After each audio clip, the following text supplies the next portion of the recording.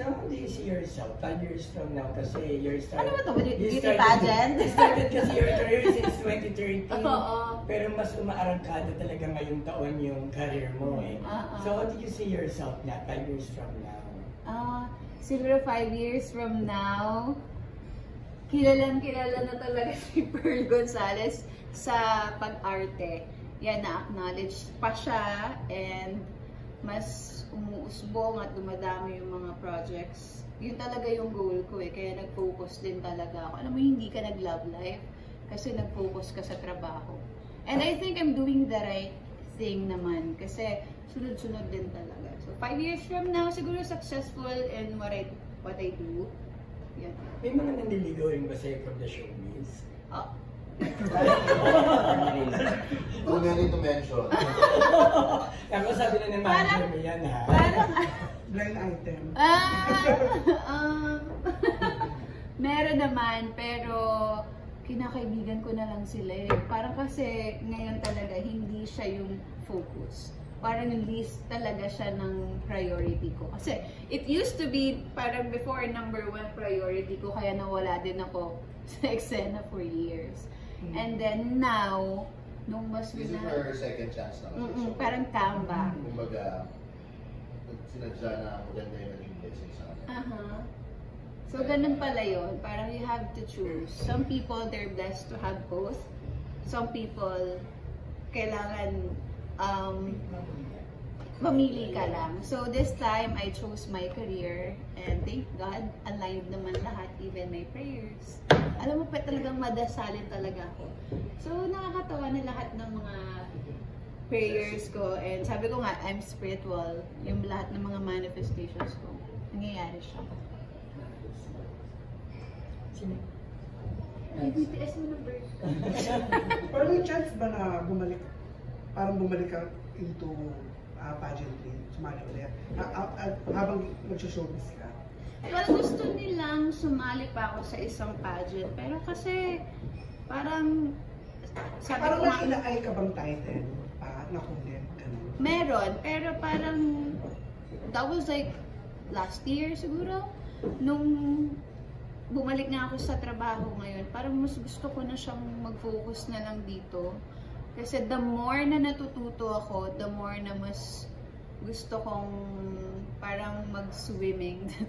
Am I saying the right term? Dito sa industry nito. Dahil ano yung natutunan mo na despite yung mga nangyari sa'yo, na nagkaroon ka na ulit ng second chance? Hindi ko sasayangin. Never.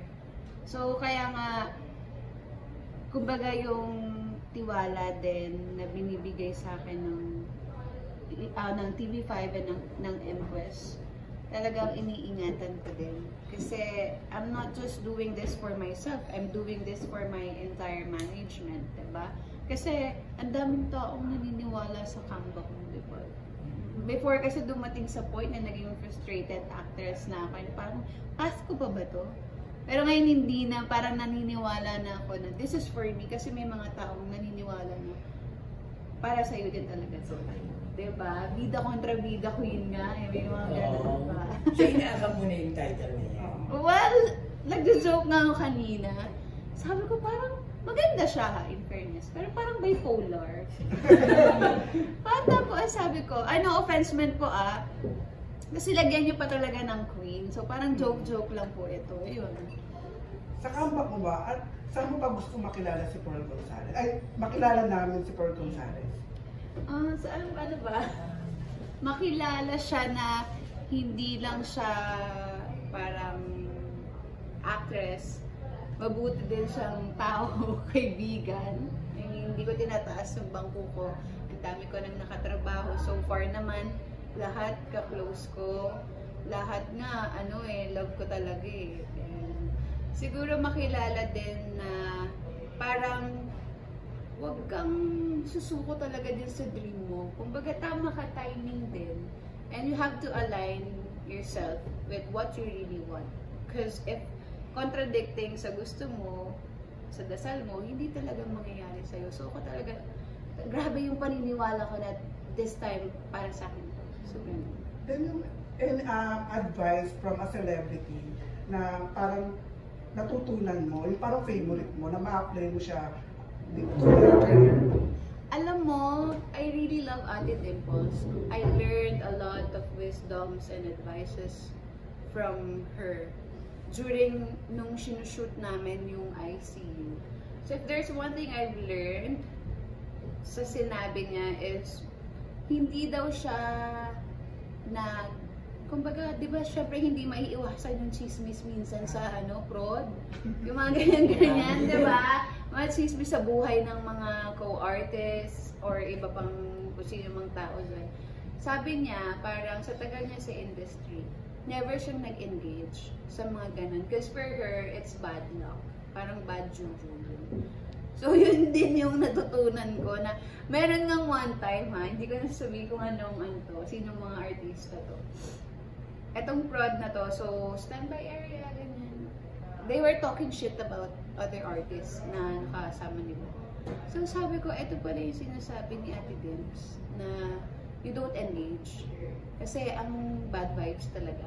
Sabi ko nga sa assistant ko, tingnan mo, paglabas natin tayo pinag-uusapan naman na yan. Ganon. So talagang pagtrabaho, focus ka sa trabaho mo, huwag mo nang pag-usapan yung buhay ng ibang tao. Kasi sino ba namang perfect? Wala namang perfect. Ikaw ba, Pearl, may chismis ba sa'yo na parang ano ba tawag dito? Tinanggi mo na hindi totoo, pero chinichismis ka nila.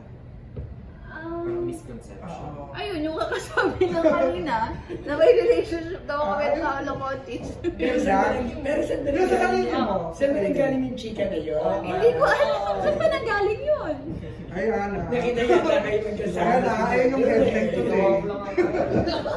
Ay, wag na natin siya Pero sa personal mo, issue sa sarili. Dideny ko? Ano mo dideny? Nag-isip yung manager ko, ang dami ba? Joke.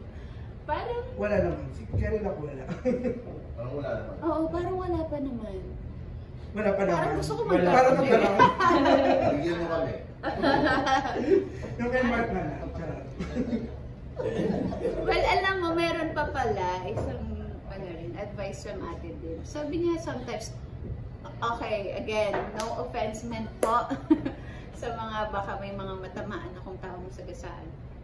Sabi niya, if meron ka daw publicity sometimes, whether it's good or bad, nagre-reflect daw yan sa kung paano ka pinalaki sa bahay mo.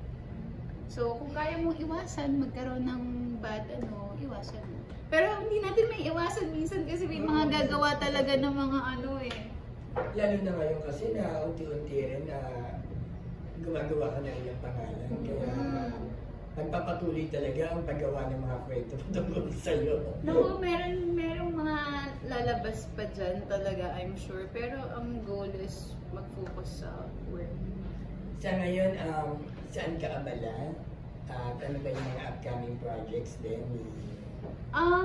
Ngayon, kakatapos lang namin i-shoot yung Boys Love Triangle series na produce ng MQuest and ng White Space. So, actually, I'm waiting 6 PM yung release ng trailer today. And so far, meron na ba tayong... Ay, bawal pa i-mention talaga eh. You cannot disclose it yet. So, meron mga upcoming projects. Yeah, I heard there's a series and a movie gagawin. So, pero more on na bida kontra bida na ba yung tatanggapin mo na role? Kasi yun nga yung parang tagline. Yeah, ganon. Pero alam mo, mas love ko maging kontrabida. Na-enjoy mo? Yeah, na-enjoy ko siya. Anong mas na-enjoy mo bilang kontrabida? Yung tumatalak, nananakit, o nagtataray lang? Hindi, yung parang plot twist kung bakit siya yung kontrabida. Yun, So ano yung mga kasampahan na niya? Ayoko nga nananakit eh. Oh my gosh. Talagang, alam mo yung meron akong mga nasasampal before. Nakikita ko na sa mukha nila, kinakabahan na sila. Sabi ko, wait lang, huwag ka munang kabahan, hindi naman kita sasampalin, i-jerk mo lang na gano'n. Yung mga alam mo na yung mga, hindi pa nila alam na pwede i-jerk naman pala. So ayoko nananakit. So, sinisila Valdez ba ang termino sa pagiging bida kontra bida? Well, yun ang gusto nilang i-peg. Pero syempre, dapat you have your own naman, diba? Trademark. Or your own kontrabida style, let's say. Speaking of sampalan, ready ka ba magpasampal sa mga artistang gusto mo makatrabaho? Ay, actually, gusto ko! Diamond Star, ganun. Kay Ate Dimples, sabi ko, totohanin mo yung sampal mo. Sabi niya, naku Pearl, hindi rin ako marunong sumampal. Which was totoo. During the shoot, hindi niya talaga ako kayang sampalin talaga na full maramdaman mo. Hindi talaga, hindi siya dumadap. Siguro ganun lang. Pero di ba pag napanood niyo si Ate Dims, akala mo pag sa kadenang ginto before, diba? So, talagang ano rin, kumbaga ayaw niya rin manakit. Parehas kami, ayoko po talaga ding nanampal. Pero to answer your question, yes, Angelica Panganiban. Yeah. Kahit left and right. Kahit left and right kay Angelica. Parang ano yun, feeling blessed ka.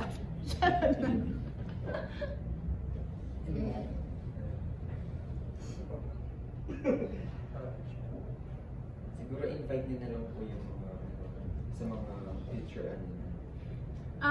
Okay. So I'm inviting everyone to please watch I See You. Nasa Signal Play app to, guys. You have to download the app first and then subscribe, syempre, and then yung full episode na papanood doon for just 20 pesos. Ganun siya kamura. Full 46 episodes yun. And yung BLT din, which will be released, I'm not really sure kung tama yung date ko. First week of September or end of August. Yun. Same din, Signal Play app din. So, yun po. Panoorin nyo, guys. Thank you, really girl. Thank you! Picture ka namin. Oo.